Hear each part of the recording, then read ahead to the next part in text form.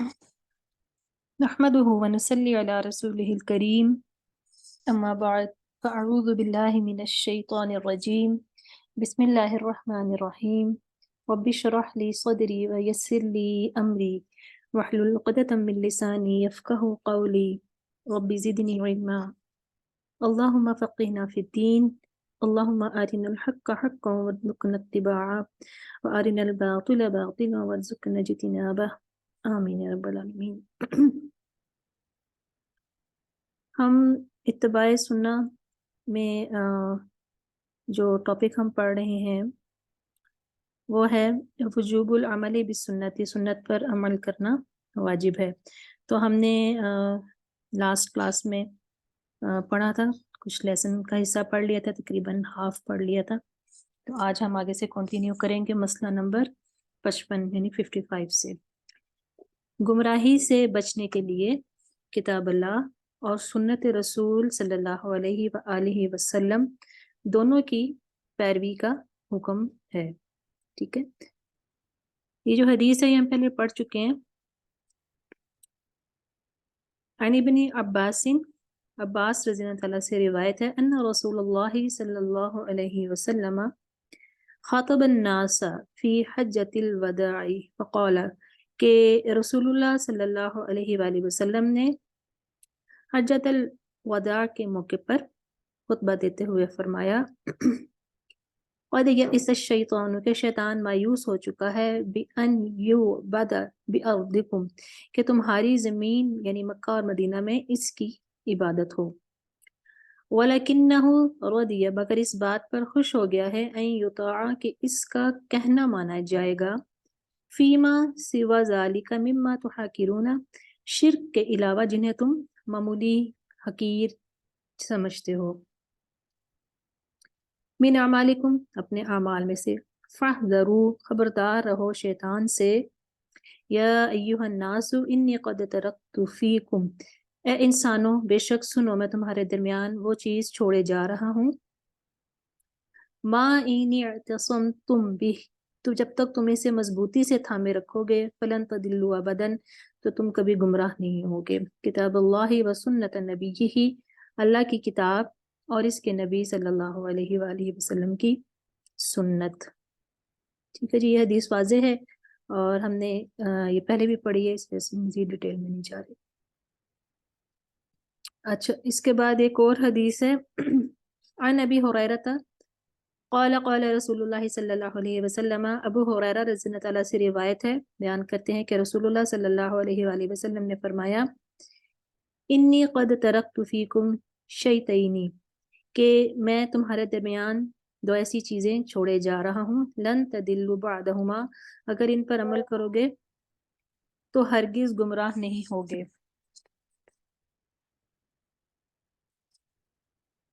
کتاب اللہ و سنتی اللہ کی کتاب اور دوسری میری سنت۔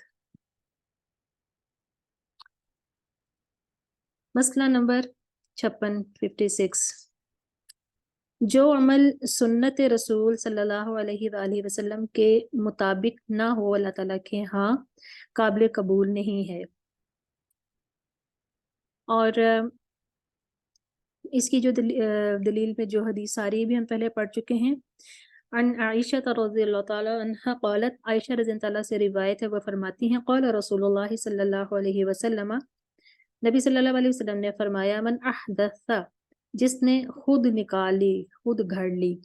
فی امرنا ہمارے دین میں،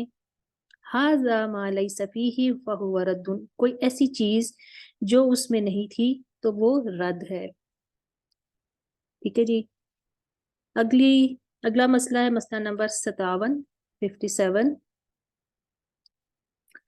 دینی مسائل میں نبی صلی اللہ علیہ وآلہ وسلم کے بذریعہ وحی رہنمائی کی جاتی تھی جس کی اطاعت اللہ تعالیٰ کے حکم کی طرح ہی واجب ہے۔ چند مثالیں، یعنی اس کو ہم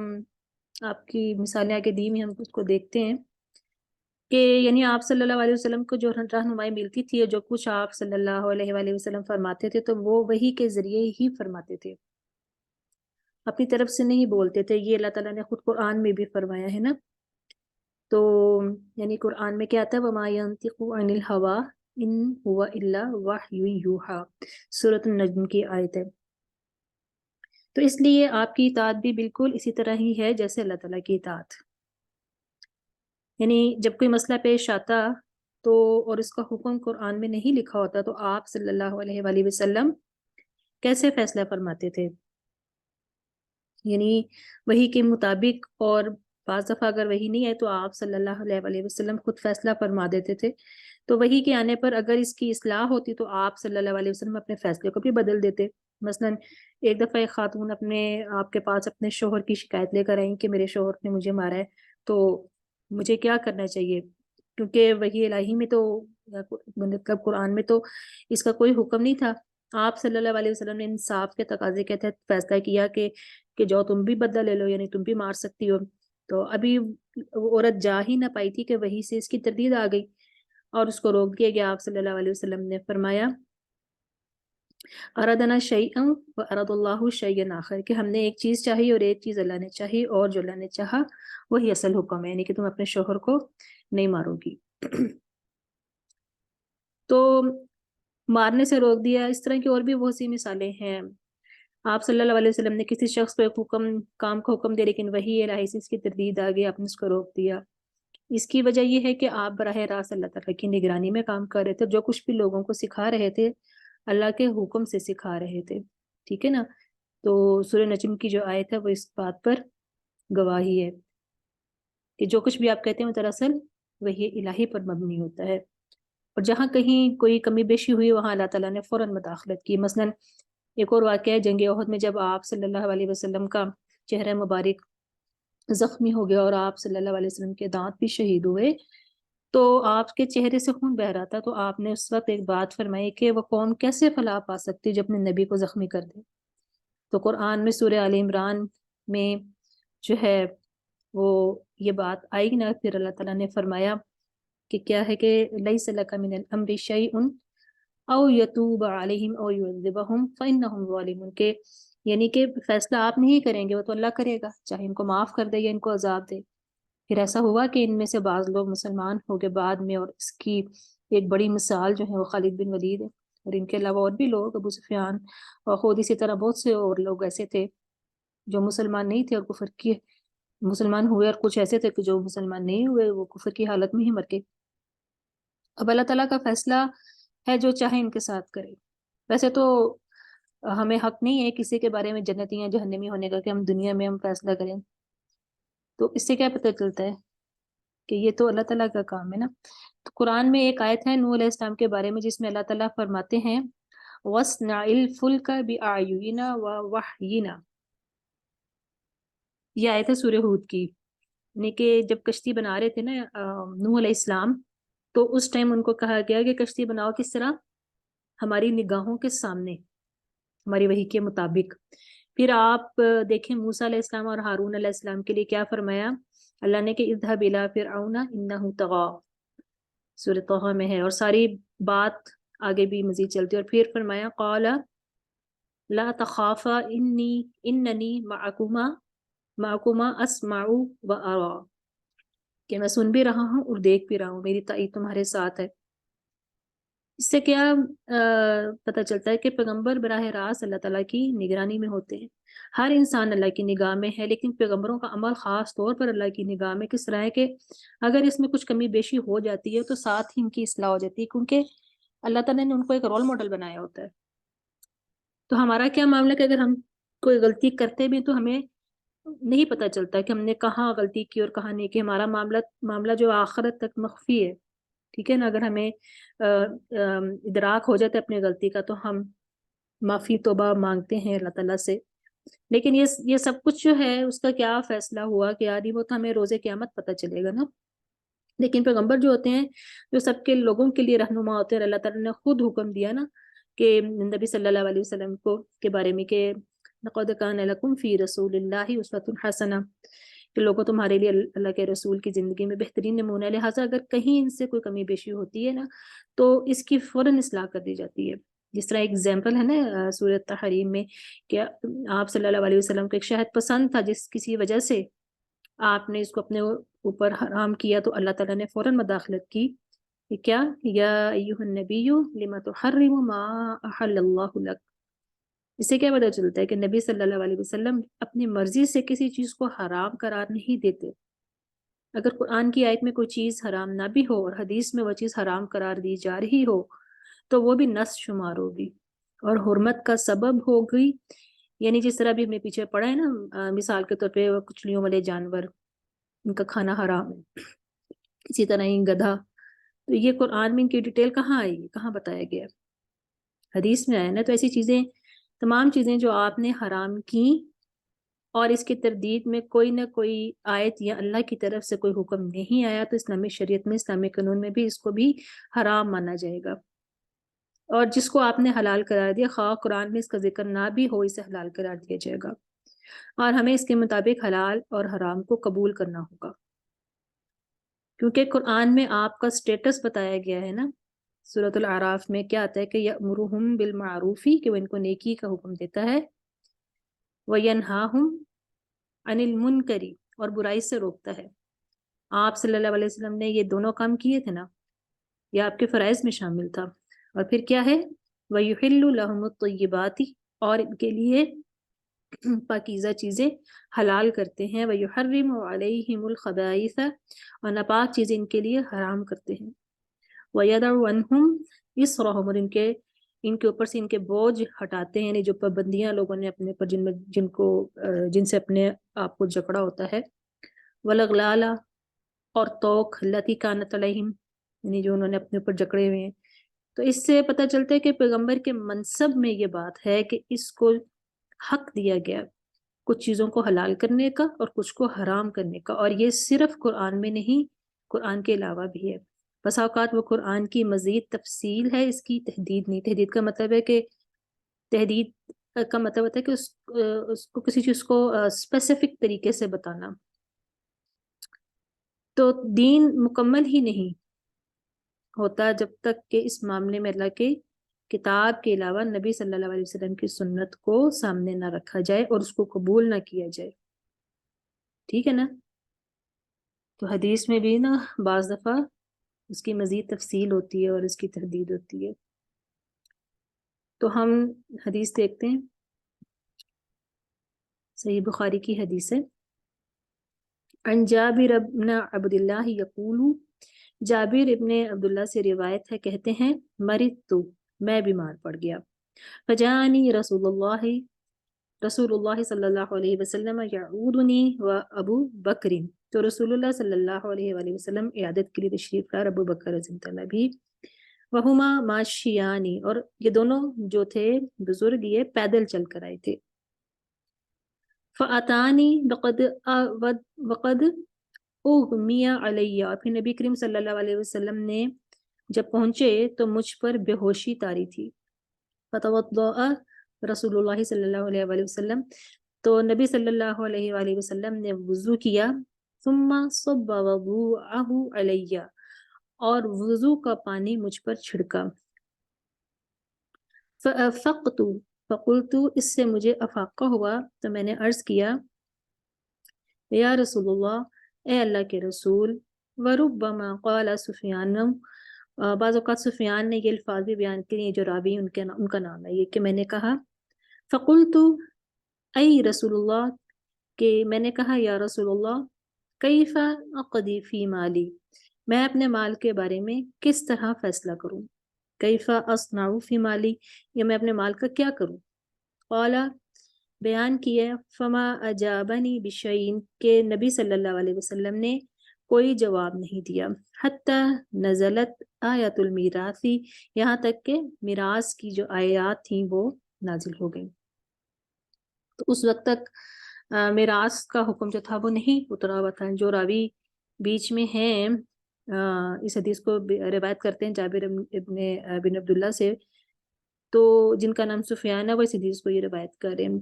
اور وہ کیا بتا رہے ہیں کہ کہہ رہے تھے کہ مال کا کیا کروں، کہ اگر میں اپنے میرے پاس جو مال ہے، اور دوسری بات یہ کہ مجھے سمجھ نہیں آ رہی کہ میں اس کو کس طرح آگے تقسیم کروں یا خرچ کروں. یعنی جب انسان بیمار ہو جاتا ہے تو خاص طور پہ اس کو،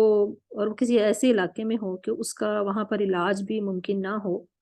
اور اس کو پتہ ہو کہ اگر یہ بیماری میری ختم نہ ہوئی تو پھر میری موت جو ہے وہ مطلب نظر آ رہی ہے، تو پھر وہ یہ ضرور سوچتا ہے کہ میرے پیچھے کیا ہوگا، میری اولاد، میرا مال اور یہ ساری چیزیں نا۔ تو میراث کی آیات جو ہیں وہ سورہ نساء آیت نمبر 11 میں جو ہے اس کی ڈیٹیل جو ہے نا وہ آئی ہے پھر، اور اس آیت کے ذریعے یہ پتہ چلتا ہے کہ اب جابر رضی اللہ عنہ کو خوف کرنے کی ضرورت نہیں تھی کہ میں مر گیا تو پھر پیچھے میرا مال کیسے تقسیم ہوگا، تو وہ اللہ تعالیٰ نے بتا دیا تھا، تو اللہ تعالیٰ نے سارے یہ فیصلہ جو تھا اس کو بتا دیا۔ اور تو اب یہ دیکھیے کہ نبی صلی اللہ علیہ وسلم کے پاس اگر اس مسئلے کا علم ہوتا تو آپ صلی اللہ علیہ وسلم جواب دیتے، اگر نہیں ہوتا تھا تو آپ صلی اللہ علیہ وسلم پھر خاموش ہو جاتے تھے اس مواقع پہ۔ یعنی بعض وقت ہوتا تھا کہ جب کسی خاص چیز کے بارے میں آپ کو کوئی حکم نہیں جانتے ہوتے تھے، جو خاص کوئی قانونی قسم کا ہوتا تھا، تو اپنی رائے سے یا اپنی مرضی سے لوگوں کو کچھ نہیں بتاتے تھے۔ آپ صلی اللہ علیہ وسلم جو کچھ بتاتے اپنے خاص علم کی بنا پر بتاتے، اور جس بارے میں کوئی خاص علم نہیں ہوتا تھا اس پر خاموشی اختیار کرتے تھے۔ اس کی ایک مثال یہی ہے، اور ایک اور مثال بھی ہے 28ویں پارے میں آتی ہے سورۃ المجادلہ میں کہ قد سمع اللہ قول التی تجادلک فی زوجہا، اللہ تعالیٰ نے سن لی اس عورت کی بات جو تم سے اپنے شوہر کے بارے میں جھگڑ رہی تھی، وتشتکی الی اللہ، اور اللہ سے شکایت کر رہی تھی، یعنی اپنے شوہر کی شکایت اللہ تعالیٰ سے کرتی ہے۔ خولہ رضی اللہ کے بارے میں آیات اتری ہوئی ہیں، جن کے خامن نے ان سے اظہار کر لیا تھا، اس سے پہلے کوئی ایسا حکم موجود نہیں تھا اظہار کے بارے میں، تو یہ آپ کے پاس آئیں جھگڑتی ہوئی، روتی ہوئی، شکایت لے کے کہ میرے ساتھ یہ ظلم ہوا ہے، اور مطلب وہ ڈھیڑ عمر کی تھیں، تو اس عمر میں اب شوہر نے ان کو طلاق دے دی، تو اب یہ تھی کہ میں کہاں جاؤں گی، اس عمر میں تمہیں سے کوئی شادی بھی نہیں کرے گا۔ تو یہ طلاق کا ایک طریقہ تھا جو اس دور میں رائج تھا،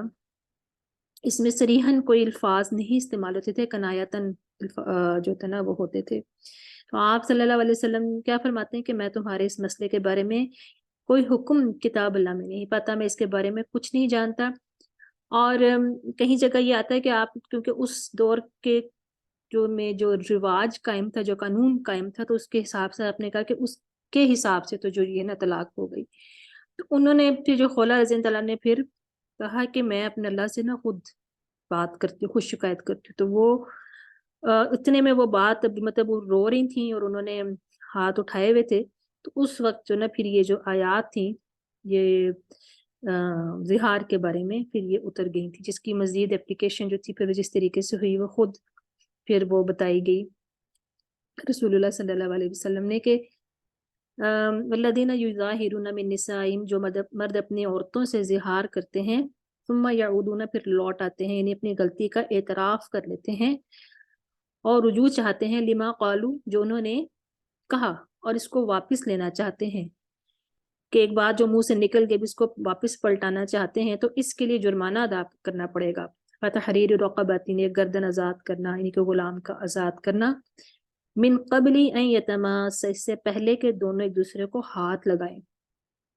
تو پھر آگے مزید بھی اس کی ڈیٹیل ہے، لیکن اس میں اب دیکھیں اللہ تعالیٰ، ہم جب یہ ساری آیات پڑھتے ہیں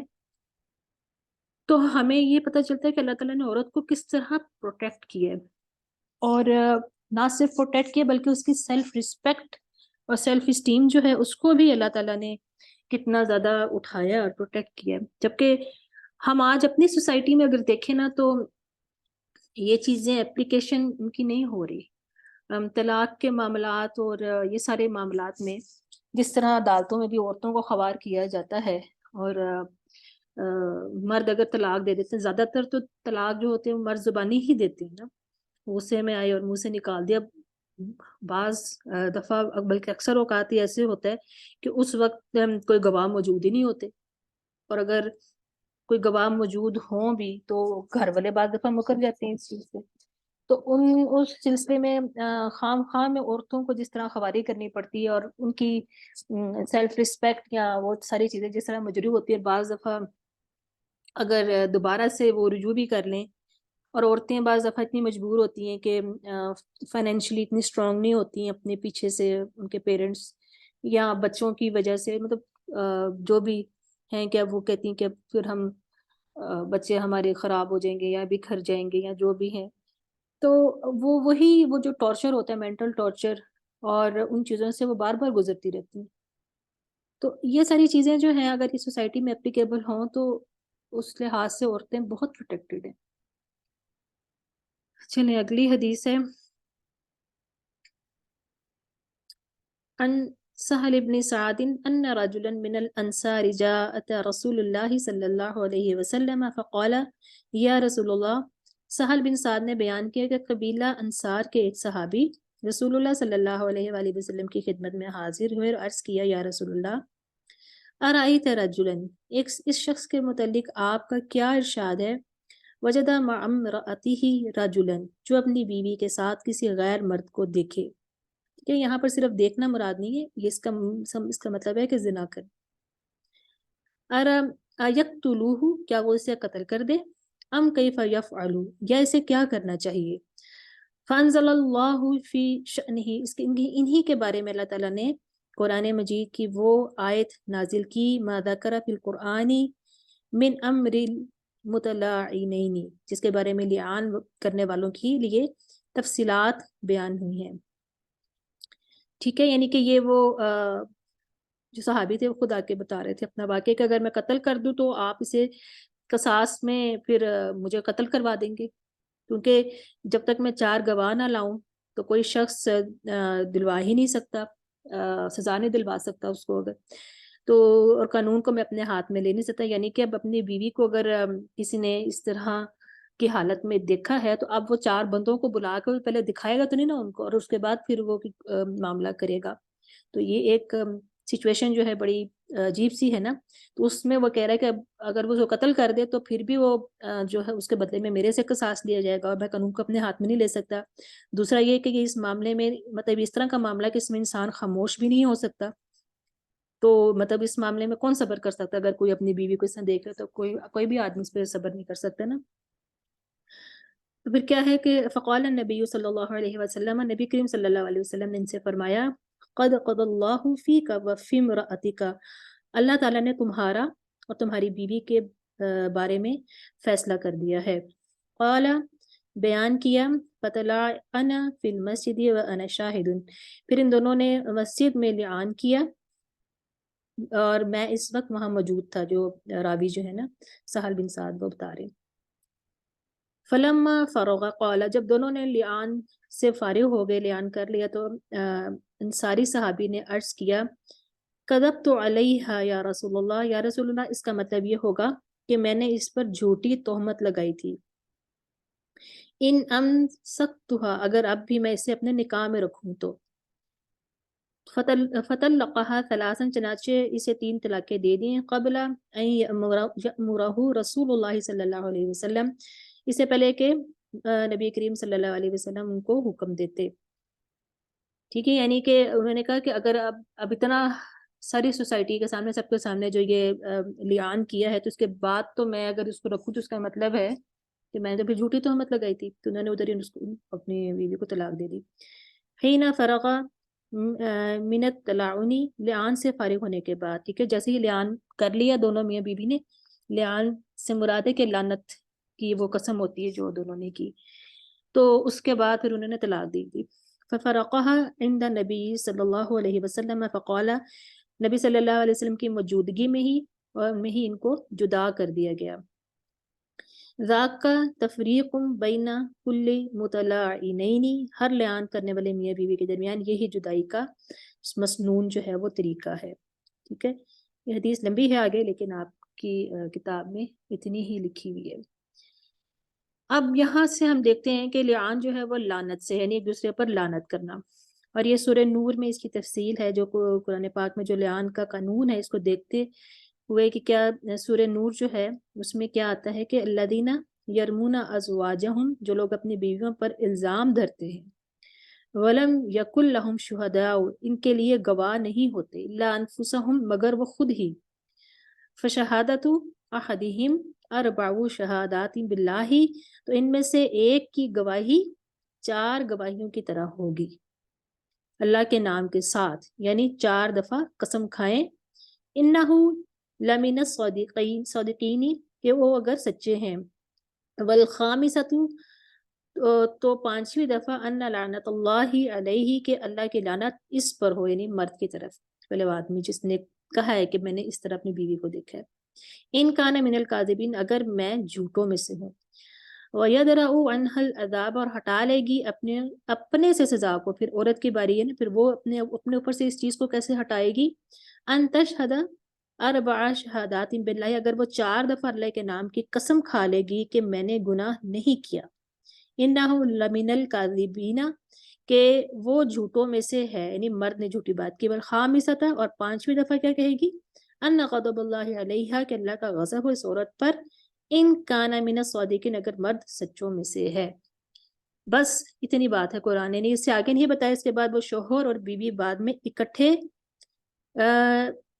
قرآن نے یہ نہیں بتایا کہ وہ میاں بیوی جو ہیں وہ اب اکٹھے رہیں گے یا نہیں، وہ کس نے بتایا؟ رسول اللہ صلی اللہ علیہ وسلم نے بتایا کہ دونوں کے درمیان تفریق کرا دی، یعنی یہی اس حدیث کے آخر میں آ رہا ہے کہ تب سے یہ سنت جاری ہوئی کہ لیان جو ہے، لیان کرنے والے میاں بیوی جو ہیں وہ ان میں جدائی کا یہی طریقہ جو ہے نا وہ ہے۔ اگر آپ سنت کو ہٹا دیں اور نہ مانیں تو صرف قرآن میں سے یہ فیصلہ کس طرح سے کریں گے؟ قرآن صرف اس معاملے میں تو وہ ہمیں اس سے آگے نہیں بتا رہا،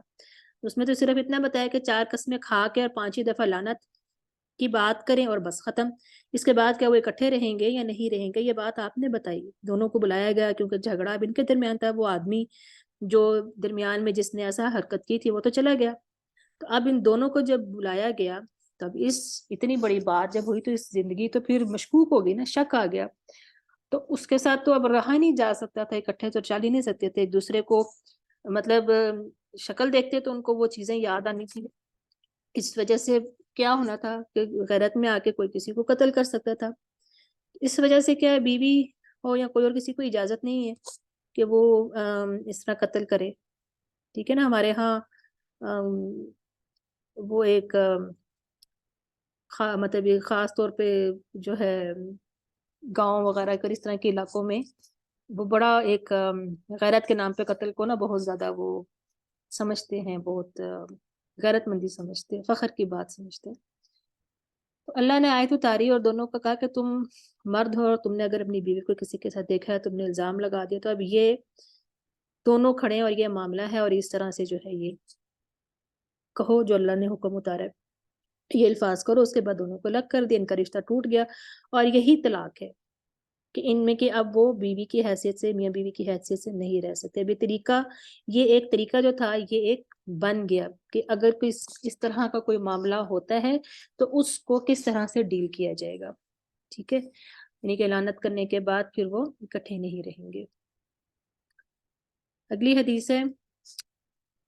عن عبداللہ رضی اللہ تعالیٰ قال، عبداللہ بن مسعود سے روایت ہے کہ بیننا انا مع النبی صلی اللہ علیہ وسلم فی حرث، میں رسول اللہ صلی اللہ علیہ وآلہ وسلم کے ساتھ ایک کھیت میں حاضر تھا، وہو متکئن علی عصیب، نبی کریم صلی اللہ علیہ وسلم اس وقت کھجور کے ایک تنے پر ٹیک لگائے ہوئے تھے، اذا مر الیہود کہ کچھ یہودی اس طرف سے گزرے، فقال بعضهم لبعض کسی یہودی نے اپنے دوسرے ساتھی سے کہا، سلوہ عن الروح ان سے روح کے بارے میں پوچھو، فقال ما رأیکم الیہ ان میں سے کسی نے اس پر کہا ایسا کیوں کرتے ہو، فقال بعضهم دوسرا بولا، لا یستقبلکم بشیء کہیں وہ کوئی ایسی بات نہ کہہ دیں، تکرہونہ جو تم کو ناپسند ہو، فقالوا سلوہ پھر رائے اس پر ٹھہری کہ روح کے بارے میں ہی پوچھنا چاہیے، فسألوہ عن الروح چنانچہ انہوں نے آپ سے آ کے روح کے بارے میں سوال کیا، فامسک النبی صلی اللہ علیہ وسلم نبی کریم صلی اللہ علیہ وآلہ وسلم تھوڑی دیر کے لیے خاموش ہو گئے، فلم یرد علیہم شیئا اور ان کی بات کا کوئی جواب نہیں دیا، فعلمت انہ یوحی الیہ میں سمجھ گیا کہ اس وقت آپ صلی اللہ علیہ وسلم پر وحی نازل ہو رہی ہے، فقمت مقامی اس لیے میں وہیں کھڑا رہا، فلما نزل الوحی قال جب وحی ختم ہوئی تو آپ صلی اللہ علیہ وآلہ وسلم نے اس آیت کی تلاوت کی، وَيَسْأَلُونَكَ عَنِ الرُّوحِ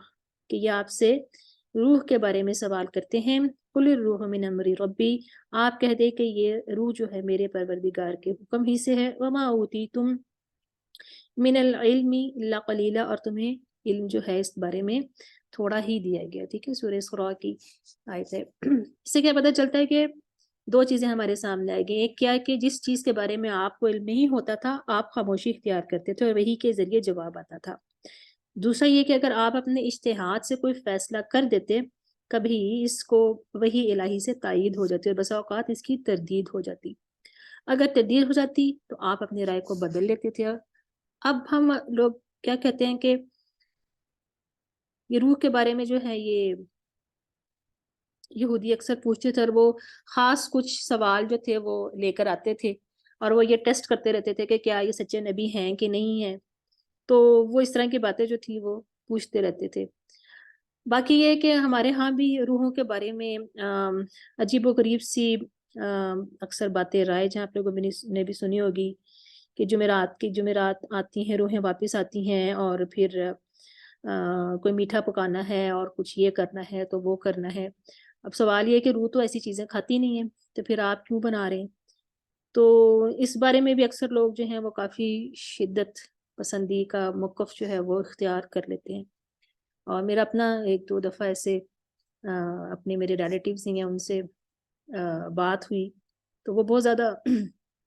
اس چیز کے اوپر جو ہے نا وہ ہیں کہ نہیں بھی آتے ہیں. ہمارے پیرنٹس جو ہیں ان کو ہمارا وہ ماں باپ کو اپنی اولاد کا بڑا خیال ہوتا ہے اور یہ مرنے کے بعد بھی وہ تو ان کو آپ جتنی مرضی پھر دلیلیں دے لیں وہ پھر اس طرح سے ان کو سمجھ نہیں آتی. پھر وہ بعض دفعہ پھر پرسنل خاص طور پہ آپ نے جہاں سے تعلیم حاصل کی ہوئی پھر اس کے اوپر وہ بات کرنا شروع کر دیتے تو وہ پھر اپنی ویکنس بتانا شروع کر دیتے ہیں. جب آپ انسان کے پاس دلیل نہیں ہوتی پھر وہ اس طرح کی باتیں کرتا ہے. تو بہرحال روح کے بارے میں آپ لوگوں نے پڑھا ہی ہوگا اور یہ ساری چیزیں کہ اللہ تعالیٰ نے بھی اس کے بارے میں کم علم دیا اور مرنے کے بعد روح جو ہے وہ عالم برزخ میں چلی جاتی ہے. ادھر دو مقام ہے سجین اور علیین اور باقی ہے اس سے زیادہ پھر ہمیں علم نہیں ہے. اور باقی یہ ہے کہ کچھ لوگ یہ جو روحوں کو بلانے والا بھی سلسلہ ہے بعض لوگ اس کو بھی کہتے ہیں تو وہ ان سے اگر آپ یہ سوال کریں کہ آپ جو صرف مر کے گئے ہیں ان لوگوں کی روحیں کیوں بلاتے ہیں جنہوں نے ابھی آنا ہے آپ کے بچوں نے یا آپ کے پوتوں نے آپ ان کی روحیں بھی بلا لیں تو وہ پھر ان کے پاس کوئی جواب نہیں ہوگا. تو یہ ساری چیزیں جو ہے نا یہ غلط چیزیں ہیں. اور یہ جو روحوں کو بعض دفعہ بعض لوگ کہتے ہیں جی بلائیں اور ہم نے دیکھا یا آوازیں بھی سنی تو وہ پھر سارے وہ جو صرف شیاطین اور جنات ہی ہوتے ہیں وہ کوئی حقیقت نہیں ہوتی. تو یہ ایک چیز ہے. اور باقی عالم ارواح میں اس دنیا میں آنے سے پہلے جو تھے نبی صلی اللہ علیہ وسلم فرماتے ہیں کہ روحیں آپ اس عالم میں آپس میں گتھی ہوئی تھیں یعنی جڑی ہوئی تھیں اکٹھی تھیں. تو جب وہ اس دنیا میں آئیں اور جو لوگ ایک دوسرے سے مانوس ہوتے یہاں پر بھی جو فیل کرتے ہیں نا تو اس وہاں پر جو آپس میں ایک دوسرے کے ساتھ ہی وہ ایک دوسرے سے مانوس ہو گئیں. تو جب وہ اس دنیا میں آئیں تو وہ جب ایک دوسرے سے ملتے ہیں تو وہ ان کو ایک واقفیت اور ایک انسیت جو ہوتی ہے نا وہ محسوس ہوتی ہے. اور کسی کے ساتھ بعض دفعہ بالکل ایسی کوئی چیز محسوس نہیں ہوتی تو اس کا مطلب ہے کہ وہ ساتھ نہیں تھی روح اس ٹائم وہاں اس عالم میں بھی وہ ساتھ نہیں تھی. تو یہ صرف اتنی زیادہ ڈیٹیلز جو ہیں وہ روح کے بارے میں ہمیں نہیں بتائے گی بس تھوڑی بہت جو ہیں وہی ہیں. اور یہاں پر اب آپ کی بریک کا بھی ٹائم ہو گیا تو ہم 10 منٹ کے بعد نا دوبارہ جوائن کرتے ہیں انشاءاللہ تعالی ٹاپک آج اس کو ہم مکمل کر لیں گے.